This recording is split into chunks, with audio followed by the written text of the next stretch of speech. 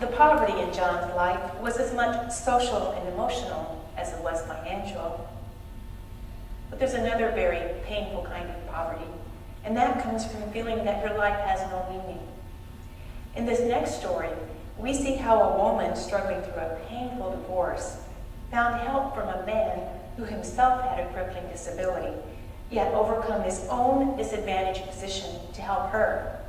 By accepting his help, she was blessed with a supportive friend, and his life was blessed with meaning.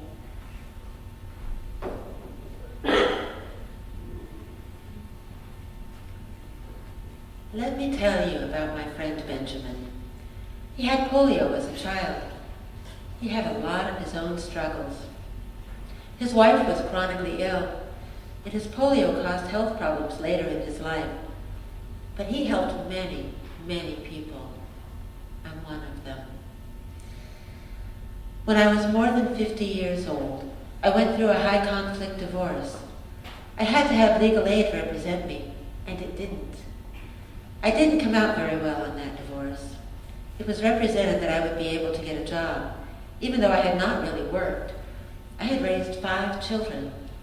I kind of went along with that because I didn't know what else to do. And then I became depressed.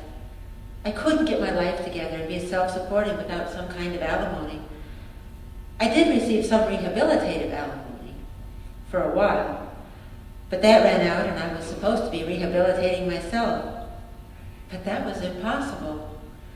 You know, I was over 50, and somehow I was supposed to find a career, and yet I was very depressed because my marriage was over, and there was all kinds of conflict going on, and my children were involved, and lots of things. I kind of hit bottom. Ben, who was a friend of my ex-husband and me, helped me get my life back together so I could go on. Because of his physical health, he had trouble getting out. So he had county people into his own living room to meet with me. He hooked me up with various resources, like mental health services and disability.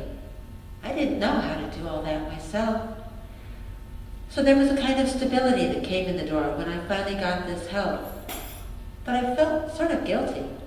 There I was depending on this man who had so many hurdles of his own. But I needed his help. I had to take it. And he wanted to do this. Here was a man who was quite literally disadvantaged according to society's judgment. But the truth is, he helped me gain advantages I desperately needed. I wouldn't be here today to tell this story without his help. He died in 2003. I still miss him.